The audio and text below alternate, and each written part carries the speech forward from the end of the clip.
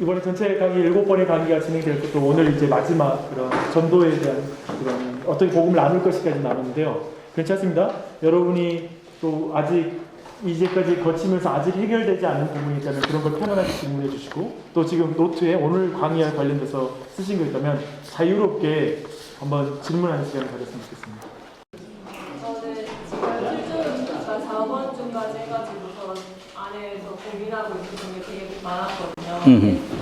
오늘 크게 위로가 됐던 게 일상에 걸쳐서 우리를 아주 평범하게 자세히 설명할 수 없게 우리를 변화시키는 게 복음이라는 말이 내가 점점 더 발전되어 가고 좀 나를 더욱더 변화시켜 주시겠다는 약간 희망이 있어서 좀 더 마음이 편안해지긴 했거든요. 근데 또 그러면 약간은 예수님 믿기 전과 지금을 비교하면 제가 결핍되어 있던 어떤 부분, 그러니까 사랑에 대해서 결핍되어 있던 부분을 하나님의 크신 사랑으로 위로받고 채워졌다는 걸 느끼고 지금도 그런 거는 인식하고 있거든요. 근데 제가 지금 고민하고 있는 부분은 특히나 우리 첫째, 그러니까 아이들을 키우면서 겪는 거예요. 그 일상이 저희는 이제 육아잖아요.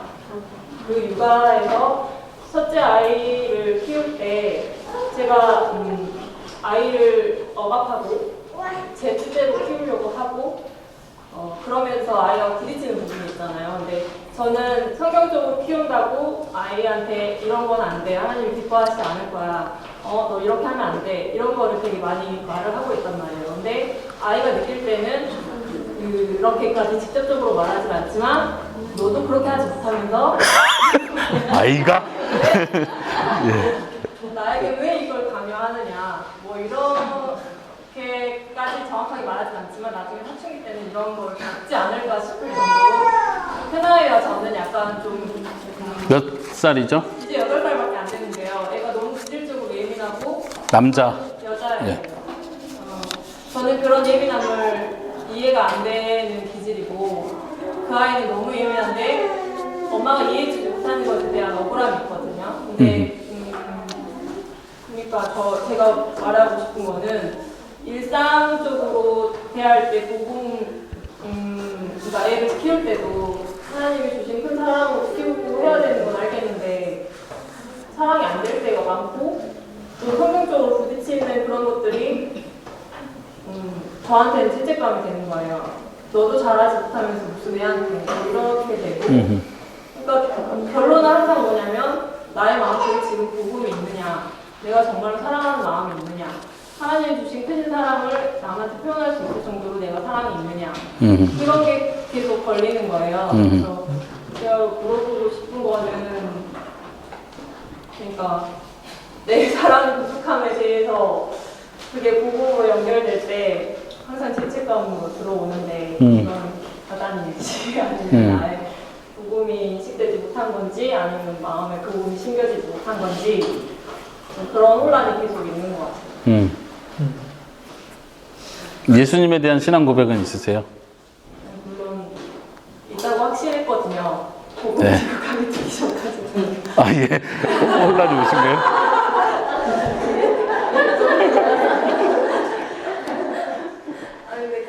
깊게 생각해보지 않고 쉽게 나는 예수님을 사랑해 뭐 이렇게 쉽게 느꼈던 것 같아요. 근데 점점 깊게 들어갈수록 그런 게 점검이 되면서 내가 머리로만 아는 것이 아닌가 하는 생각이 좀 드니까 괴로운 것 같아요.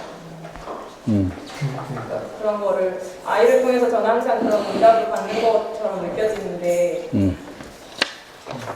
아까 제가 그런 표현을 했지 않습니까? 삼각관계를 통해서 내가 성숙해 간다고. 자매님도 분명히 복음 안에서 성숙해 가는 과정이라고 생각을 하는데, 이제 나를 힘들게 하는 거, 사단이 공격하는 건 항상 우리를 고소하는 일을 해요. 사단의 본성은 고소하는 일. 두 번째, 거짓말하는 일. 사단의 전략을 우리가 간파하는 건 어렵지 않습니다. 사단은 아주 단순해요. 첫째, 고소한다. 둘째, 거짓말한다. 여러분들이 이거를 잘 묵상을 해보시기 바랍니다. 어떻게 거짓말을 하는지. 근데 우리를 속이는 방법은 아까 우리가 하나님 중심의 복음을 배우는 게 중요한 이유가 뭐냐면 나에 의해서 결정되지 않는다는 거예요. 하나님이 자매님을 사랑하실 때 자매님의 모습을 보고 결정하지 않는다는 걸 믿으셔야 돼요. 근데 사단 그걸 속여요. 너 이런데 정말 하나님이 끝까지 사랑해 줄까? 너가 진짜 믿음이 있는 사람일까? 이런데 믿음이 있을까? 구원받을까? 근데 사단 계속 그걸 집요하게 물고 늘어납니다. 왜냐면 나는 집요하게 넘어지거든요. 죽는 날까지. 죽는 날까지 날 그걸 자꾸 늘어나는 거예요. 너 지금 예수 믿은 지 40년 됐는데 아직도 이러고 있니? 너 그렇게 회개하고 눈물 흘렸던 적이 그렇게 계기들이 많았는데 기회를 주셨는데 아직도 이러고 있지 않니? 계속. 예를 들면 사탄이 예수님을 공격할 때 처음 공생애를 시작하실 때 그런 얘기야. 너가 하나님의 아들이거든. 뛰어내어라. 증명해봐라. 사단이 물러갔죠. 예수님이 너무 세게 반격을 하셔서. 근데 십자가상에서 다시 공격하는 걸 보죠. 뛰어내려봐라. 하나님의 아들이거든. 똑같은 패턴이라는 걸 이해하셔야 돼요. 사단은 아주 단순해. 공격하는 패턴이. 그 약점을 그냥 공격하는 거예요. 자매님의 약점이 그거라는 걸 생각하시면 돼요. 하나님, 내가 진짜 믿음이 있을까 없을까 이 고민에 빠지기 전에 사단이 나 어떻게 공격하는지를 생각하셔야 돼요. 그리고 지금 처음에 말씀을 잘 해주셨는데 우리의 복음의 성장도 그렇고 성화의 과정도 그렇고 제자화가 돼가는 과정도 한평생이라는 걸 꼭 기억하세요. 이게 우리에게 위로를 주는 거예요. 자녀와의 관계도 한평생이라는 걸 기억하세요. 너 이러면 안 돼. 이거 하나님 안 기뻐해. 하고 고쳐지기를 기대하지 말란 얘기예요. 말은 해주는데 고쳐지기를 기대하지 마세요. 그리고 다음에 똑같은 행동, 엄마가 안 된다고 했지. 그리고 감정이 2배로 상하지 말란 얘기예요. 이게 이제 시간이 지나면 이게 10배, 100배가 돼서 감당이 안 되는 순간이에요. 이게 지금 시작을 잘못한 거예요. 아, 얘가 이걸 고치기 위해선 오래 걸릴 수 있겠다. 오늘도 제 아내랑 차 타고 오면서 우리 둘째 아이 차 타고 오기 전이구나. 집에서 둘째 아이가 굉장히 감성적으로 민감하거든요. 그래서 막 그 고민을 얘기하고 우리 첫째 딸한테도 어떻게 해야 되겠니 물어보긴 했는데 아, 얘는 이게 약점이구나. 감정적으로 너무 민감한 게 약점이구나. 첫째하고는 달라요. 첫째는 그래도 컨트롤 스스로 할 수 있는데 둘째는 달라요. 그러면 어떻게 되지? 이거 큰일 났는데 이게 아니라 얘는 이거를 우리 부모가 어쩌면 평생 붙들어야 될지도 모르겠다. 신랑 앉혀놓고 우리 딸의 약점은 이거이네. 이렇게 말해줘야 될 수도 있다. 이 생각을 하셔야 된다는 거예요. 장기전으로 생각하는 게 많은 위로가 될 수 있습니다. 그리고 사단의 공격을 생각한다는 거. 예, 여기까지. 전도의 딜레마가 자연히 말씀하신 것처럼 이 지금 박사님께서 말씀하신 이 하나님 주시면 보고 전도를 하기 그런 가치는 갖기도 전에 사실 그 다음 단계고 이 현실과 어떤 전도를 하는 것에 있어서의 그 딜레마는 항상 야 너도 못하잖아. 너 오늘 애한테 얼마나 신경질 냈어. 화내는 것이 남한테 다 웃으면서 예수님 믿으세요 이렇게. 그렇죠. 이중적이어 보이는 거죠. 나를 볼 때 예. 너무너무 힘든 거예요. 네, 그렇죠. 자매님이 말씀하신 것과 비슷한 패턴이죠. 이거는 그 다음 단계. 목사가 제일 힘든 게 뭐냐면 예. 설교하기 전에 지난주에 성령 충만에 대해서 설교했는데 진짜 용기가 안 나더라고요. 니는 성령 충만하냐? 이런 마음이 들어서. 근데 사단은 그런 패턴으로 공격을 하는 거야. 우리가 기억해야 될 건 우리 하나님의 나라는 이미 이 땅에 이뤄왔고 우리 이미 새 사람이 됐지만 아직 아니라는 거예요. 그거를 참아내야 돼요. 내가 죄 짓는 게 반드시 있다는 걸 믿으셔야 돼요. 사단은 이거 가지고 또 걸고 넘어질 걸 믿으셔야 돼요. 그리고 이걸 받아들여야 된다는 얘기예요. 이거를 못 이겨내면 더 이상 성장도 안 하고 계속 후퇴하게 돼요. 사단이 성공하는 거예요, 그거는. 그래서 저는 네. 그 사단의 참고가 들어올 때 그러면 내가 거기 찾지 않는 것에 집중하는 게 아니라 이미 예수님 이뤄놓으신 거. 그쵸. 그 복음으로 돌아가는 거죠. 예. 아 이런 나를 예수님이 예, 그쵸. 용서하셨어. 예. 예수님이 이런 나를 그래도 사랑하셔. 예. 나는 그런 예수님을 믿고 이런 예. 예수님이 나를 결코 너 저리가 쫓아버리지 않으셔. 예. 엉망진창인 나고 예. 예수님 날 여전히 용납하여 주시고 그쵸. 난 그 예수님 때문에 지금 당당하게 주님하고 손을 나갈 수 예. 있어. 예. 사단 저리 꺼져 예. 이렇게 명령할 수 있는 네. 권세가 나에게 있기 때문에 예. 또 엉망진창이에요. 정말 아이가 30년이니까 그러더라고요. 아니 엄마도 못하면서 어, 들어지. 그 말을 이미 들으셨습니까? 아, 이 세충이 아니라서 예. 정말 그럴 때 얼굴이 바뀌어서 어떻게 할 수가 없어요. 네, 맞습니다. 아이가 예. 머리가 커버리면 엄마나 잘해. 엄마도 못해서 누구한테 그래. 이런 말을 들었어요. 예. 그랬을 때 이 부끄러움과 이 몫은 정말 어마어마한 건데 그럴 때 다시 주님 맞아요. 제가 그런 날을 인정하고 회개하면서 제가 이런 모습 이중적인 삶을 살고 있군요. 그래서 하지만 이런 날을 또 예수님 용서하셨어요. 라는 예. 십자가의 그 도움의 능력을 믿는 것이 예. 가장 중요한 시가 되더라고요. 네. 제가 예전에 갈라디아서 처음 그 강의할 때 그런 표현을 했었는데 거짓 복음과 진짜 복음을 비교하면서 진짜 복음은 사람에게 하나님의 사랑을 확신하는 마음을 주죠. 지금 표현하신 거. 근데 하나 놓치지 말아야 될 건 그 확신과 함께 겸손을 준다는 거예요. 하나님이 나를 사랑하셔. 그럼에도 불구하고 날 사랑하셔. 그러니까 교만해지는 게 아니고 그런데 나는 여전히 죄인이야. 이게 같이 가는 거야. 루터가 표현했던 것처럼 모든 그리스도인들은 의인님과 동시에 죄인이다. 의인이기 때문에 확신을 갖는 거고 죄인이기 때문에 겸손해지는 거야. 이걸 놓쳐버리면 막 나가버린 거예요. 나 겁날 게 없는 거죠. 제가 그 얘기까지 했잖아요. 이거 과일 훔쳤다는 얘기까지 뭐 너무 확신이 차버리니까 그러면 안 되고 반대로 거짓 복음은 우리에게 교만을 주든가 낙심에 빠져버리게 하든가요. 항상 이 두 가지만 잘 생각하셔도 균형이 될 것 같습니다. 예, 감사합니다. 다른 분 질문 계속 이어가겠습니다. 오늘 전도에 대해서 얘기를 보면서 대학교 때 처음 성교 갔던 그런 생각이 네. 나더라고요. 근데 그 목사님 말씀하신 것처럼 국내 성교를 갔는데 전도의 스킬에 대해서 배웠고 오늘 몇 명에게 사랑예를 전했느냐는 이제 몇 명을 전도했느냐에 약간 포커스가 맞춰져 예. 있고 성교 활동이 제가 처음 경험한 성교 활동 예. 그걸 경험하고 나서 살짝 혼란과 부담이 오더라고요. 그래서 전도에 대한 부담감이 항상 있었어요. 근데 말씀 들으면서 그것들은 많이 배웠는데 그 전도에 대해서 이렇게 들으면서 항상 하늘에서의 상급 이런 상급을 따라가는 게 많거든요. 네. 저는 그 개념이 참 모호한 거예요. 네. 도대체 하늘에서의 상급이라는 게 어떤 것이고 내가 지금 오늘도 월급 받으려고 고군분투 하는데 하늘에서의 상급까지 받으려고 내가 이 전도에 고군분투 해야 하는 그죠. 그런 자괴감이 드는 거죠. 네, 예. 드는 거예요. 그래서 그런 거에 대해서 좀 말씀해 주세요. 예. 큰 주제인데 상급에 관한 주제인데 이 상급 주제는 전도뿐만 아니라 우리의 어떤 선행이나 우리 삶하고 굉장히 많이 연결되어 있는 부분인데 이건 제가 천국 얘기할 때도 그런 표현했어요. 상급의 경중이 있는 건 분명합니다. 그게 없으면 재미가 없어요. 천국이 평범해진 그러니까 뭐라 해야 되나? 예, 얼굴이 서로 다르게 생겼을 거라고 했잖아요. 얼굴이 똑같이 생겨버리면 재미가 없어요. 그건 하나님의 모습이 아니에요. 하나님은 다양함을 주셨어요. 교회 안에도 다양한 사람들이 모이는 거, 천국에서도 다양한 사람이 여전히 존재하는 건 하나님의 다양함을 보여주는 거예요. 하나님의 풍성함을 보여주는 거예요. 상급에도 경중이 있기 때문에 천국에서 제가 지난번에 그런 표현인데 기억나시는지 모르겠어요. 더 믿음이 좋은 사람이 더 믿음 연약한 사람을 더 돌보는 거예요. 여기서 사랑이 다시 발동되는 거예요. 하나님의 성품이 다시 발견되는 거예요. 연약하다고 해서 그것이 하나님의 영광을 가리는 모습으로 가는 게 아니라 하나님의 영광을 더 누린다고 해서 교만해지는 것이 아니라 여전히 천국에서는 계속 서로를 아끼고 사랑하는 게 계속 가득한 상태가 되는 거예요. 죄의 상태는 아니에요. 연약한 것과 죄의 상태를 구분하셔야 되고요. 그런 면에서 상급에 차등이 있다는 건 믿습니다.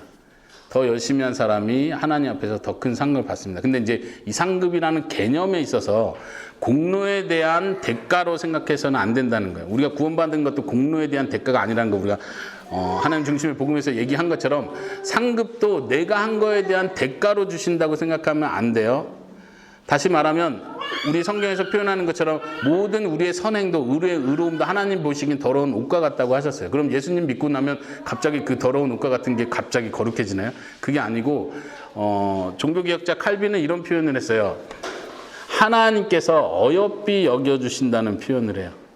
우리가 선행을 한 건 하나님 기준에 미치지 못하기 때문에 하나님이 요구하시는 선과 온전함은 이 정도예요. 그런데 우리의 선행은 아무리 예수 믿고 훌륭하다고 할지라도 그리고 동기가 내 욕심이 아니라 타인을 생각하면서 하나님 생각하면서 동기가 이렇다 할지라도 우리는 한순간도 하나님을 온 마음과 뜻과 정성을 다해서 사랑한 적이 없이 천국에 도착하는 거예요. 이해되십니까? 한순간도 그런 적이 없는 상태로 전도를 한다고 해서 내가 온 마음으로 하나님을 사랑하는 것도 아니고 내 100%가 온전히 하는 동기로 봤을 때 하나님은 다 우리의 모든 선행을 미달로 보시는 거예요. 그런데 하나님은 예수님 때문에 그걸 어여삐 여겨주십니다. 기도의 개념도 마찬가지예요. 우리가 열심히 기도했기 때문에 응답해 주시는 게 아니라 우리의 기도의 동기나 목적이나 우리의 태도나 열심이나 온 마음을 다하는 거로 봤을 땐 너는 그렇게 기도하는 게 아니다.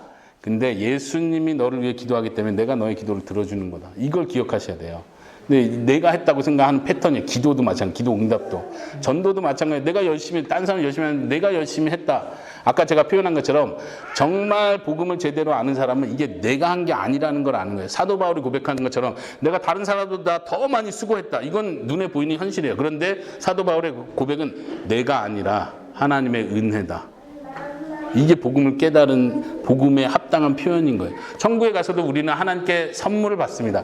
선물을 더 크게 받은 사람이 더 큰 회개의 눈물을 흘릴 거예요.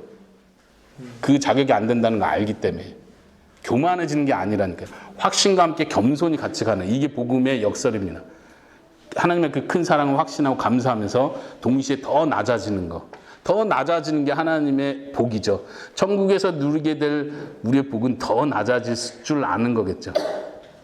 하나님을 더 가까이 할수록 천국에서 시간이 흐르면 흐를수록 우리는 더 낮아질 거예요. 그게 멈출 거라 생각하시면 안 돼요. 우리의 믿음도 더 커질 거예요. 하나님을 보면서 하나님의 영광을 보면서. 그럴 수밖에 없는 이유는 천국에 공동체가 있기 때문에 그렇습니다. 우리는 공동체를 통해서 계속해서 성장하고 발전합니다.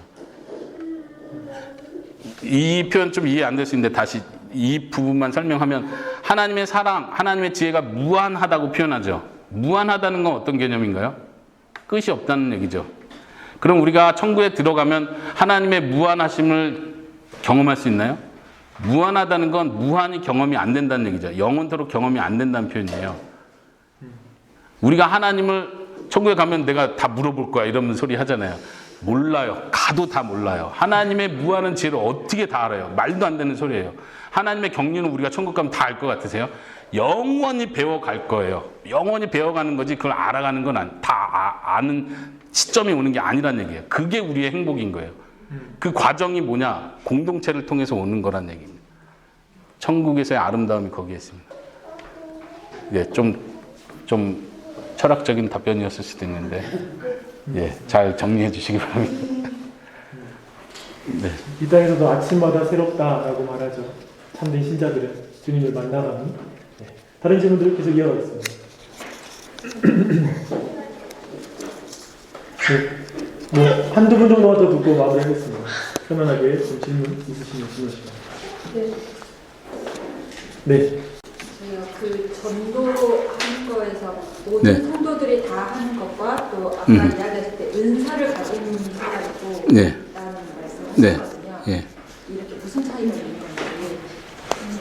강도의 차이가 있겠죠. 정도의 차이가 있고 열정의 차이가 있겠고 동기부여 받는 정도의 차이가 있을 거라 생각합니다. 예를 들면 제가 선교사로 헌신했는데 저는 굉장히 열정이 엄청났었거든요. 자랑하는 게 아니고 아까도 말한 것처럼 굉장히 그건 비판으로 이어졌기 때문에 잘못된 생각이에요. 그런데 지금 생각해 보는 거예요. 내가 왜 그때 그렇게 남들보다 특출났을까? 뛰어났을까? 근데 그게 하나님의 은혜라는 거예요. 그 은혜라는 걸 깨달으니까 겸손해지는 거고, 아, 이게 내가 대단한 게 아니구나. 내가 지금 이 역할을 맡고 있는 거구나. 만약 다른 어떤 목사님 데려다 놓고 가플리징 다문화교회 좀 사역 좀 하세요. 그러면 너무 힘들 거예요. 자기한테 안 맞는 거죠. 옷에 안 맞는 거죠. 근데 저는 그냥 좋아요, 그게. 아, 내가 이런 신도시 와서 개척하면 얼마나 힘들까 이런 생각이 드는 거지. 나에게 맞는 거예요. 근데 이제 이게 이중적으로 생각하셔야 되는 거예요. 전도라는 개념도 모든 성도가 하지만 하나님께서 주신 은사자들이 있어요. 다시 말하면 더 말씀을 잘 가리키는 사람이 있고 더 말씀에 대한 지혜가 있는 사람이 있고 가리키는 테크닉이 있는 사람이 있고 전도에 대해서도 복음을 더 열정적으로 하고자 하는 마음이 있는 사람들이 있어요. 근데 그것은 하나님이 주신 거예요. 이게 굉장히 힘든데 왜냐하면 그 열정 있는 사람은 없는 사람을 비판하게 돼 있어요. 있는 사람은 없는 사람은 있는 사람을 보면서 자기 잘난 척하네라고 자꾸 생각을 하는 거죠. 이것 때문에 힘들어지는 거예요. 열정이 있는 사람들이 있고 재능이 있는 사람들이 있다. 이걸 받아들여야 돼. 그리고 이거를 이 사람은 더 믿음이 좋아서 그런 거고 나는 믿음이 없어서 그런 거고 이렇게 생각하시면 안 된다는 거예요. 반대로도 마찬가지고 나는 그래도 복음을 잘 깨달았고 훈련을 잘 받았고 내가 열심히 노력했으니까 지금 이런 전도자의 위치에 와 있는 거예요. 저 사람은 그때 빠지고 그러더니 열심히 안 하더니 신앙 고백도 어설프더니 결국 그래 내가 이게 굉장히 교회를 파괴하는 핵심입니다. 사실 사역자들이 빠지기 쉬운 위험이기도 해요. 이 부분이. 나는 더 믿음이 있어서 이 자리에 왔다고 생각하는 거야. 더 믿음. 이게 믿음의 수준으로 생각하면 안 돼. 하나님이 맡기신 역할이 있어요. 그거를 받아들이시는 분위기, 받아들일 수 있는 교회 분위기가 되는 게 굉장히 중요합니다. 물론 우리가 알듯이 진짜 믿음이 없어서 전도 안 하는 사람도 있고 관심 없는 사람도 있습니다. 근데 그걸 싸잡아서 비판하지 말라는 얘기예요. 네. 전도가 어떤 한 영역으로 은사를 받는다 그렇게 되면 나중에 그런 내가 어떤 성향이나 열정이 없으면 이것을 맞아 목사님이 말씀하셨어. 나는 그렇게 전도를 잘 못하는 스타일이야, 체질이야. 네. 그냥 이렇게 그냥 어떻게 보면 나를 무주하게 만들어버리는 네. 낙의 주체는 아니지만 저는 네, 그렇죠. 예수님을 그 전도라는 한 영역이고 은사와 제를 가지고 다른 그런 노천명의 전도적인 권세들도 있긴 하지만 네. 그거는 너무 저절로 되는 거라는 생각이 들어요. 목사님. 내가 예수님을 만나고 기쁘면 야 정말 예수님을 만나면 진짜 행복이 오는 걸 내가 알고 경험하기 때문에 저 사람이 겉으로는 행복해 보여도 저 사람 진짜 예수님 만나야 되는 마음은 그냥 그 아버지의 마음이 네. 막 부어지는 거죠. 예.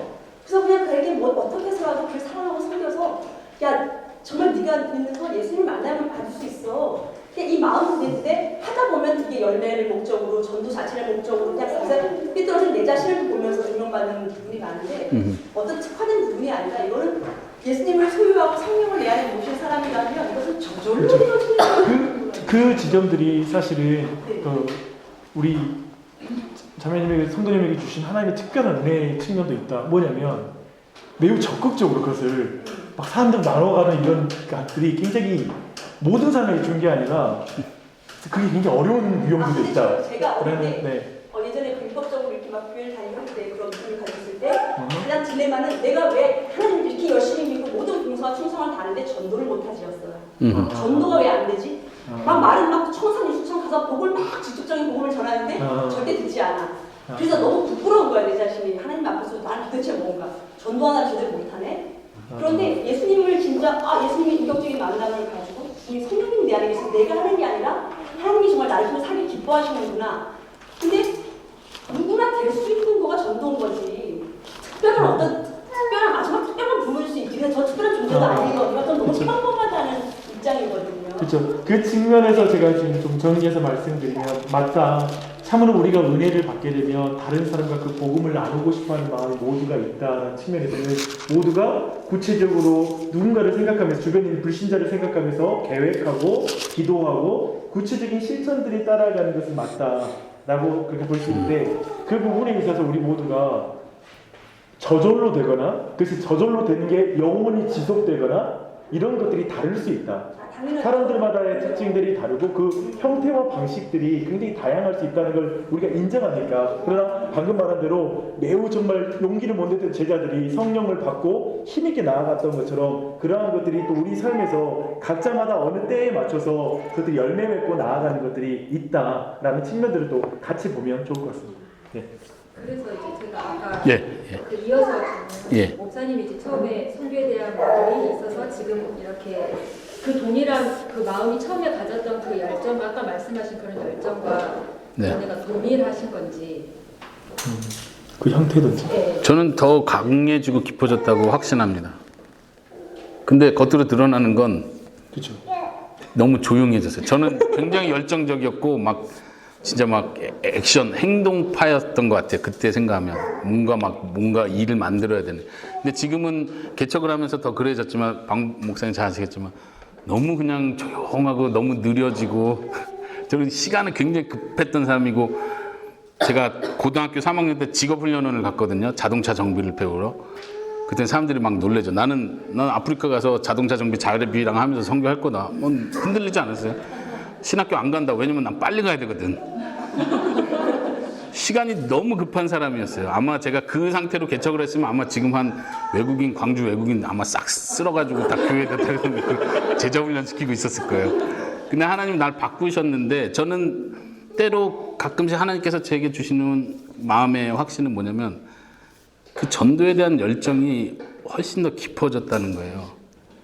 근데 그게 내가 감당하기가 힘든 거예요. 왜냐면 난 인내를 해야 되거든. 하나님 그걸 원하신다는 걸 알거든. 그게 힘든 거죠. 그리고 그냥 천천히 가는 거예요. 오늘 제가 여러분들과 나눴던 이런 고백들, 천천히 간다는 게 사실 내 중심적으로 할 것 같으면 빨리 일을 열매를 만들어내는 거에 관심이 있지, 하나님 영광 받는 것과 참 신자로 제자화 되는 거에 관심이 없을 수도 있다는 얘기예요. 그런 면에선 하나님께서 제게 은혜를 주셨다고 생각을 합니다.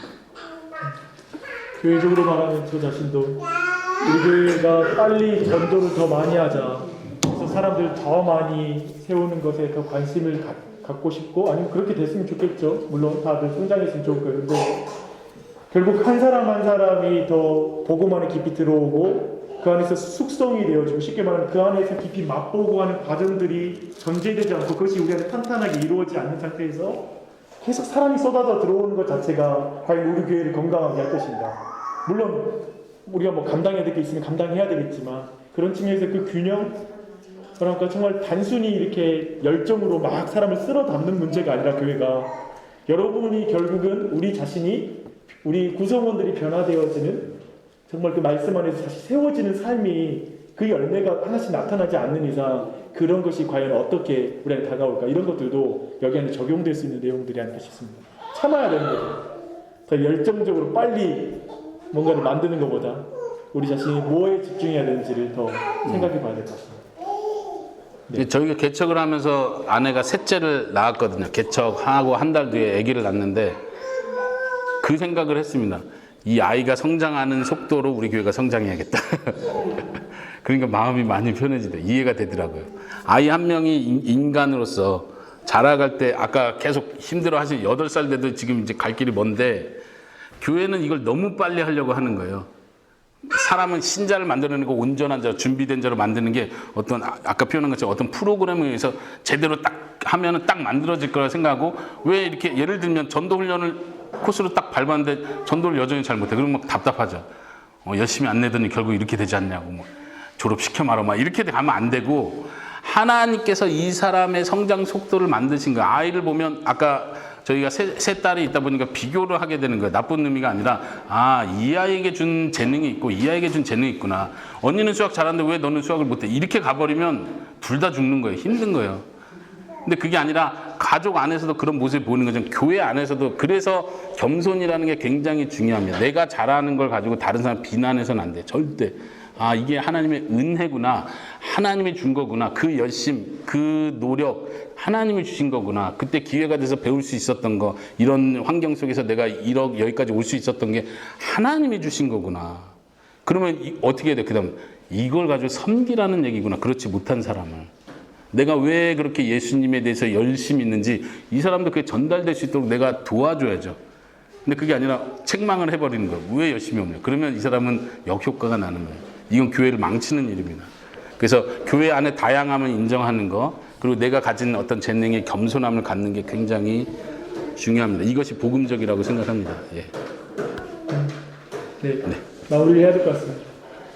중요하게 전체 내용들을 쭉 보면서도 결국 우리가 전체 강의에 됐지만 인간 중심적인 복음이다 라고 했을 때, 뭔가 하나님 중심을 탈피했을 때 오히려 그것이 전도하는 영역에서만 봐도 사실 우리가 전도하지 못한 이유가, 그리고 부담이 더 많은 이유, 내가 열매를 만들어내야 될 것 같고 내가 뭔가 부족했기 때문에 전도가 안 된다고 생각하는 그런 입장, 자기 중심적인 전도 방식이 결국 나를 알고 전도를 더 못하게 하는, 실제로 복음을 나누는 구체적인 행동을 못하게 했던 이런 측면들이 규결되는 것처럼, 도리어 하나님이 하십니다, 또 하나님께서 이 일을 주관하십니다는 걸 더욱더 신뢰하고 내가 내 위치를 정확히 발견할수록 되게 자유롭게 우리가 반응할 수 있고 사람들에게 편하게 다가갈 수 있다. 제가 정말 이 전체 복음에서 나누시면 정말 진리를 알지는 진리가 너희를 자유케 하리라.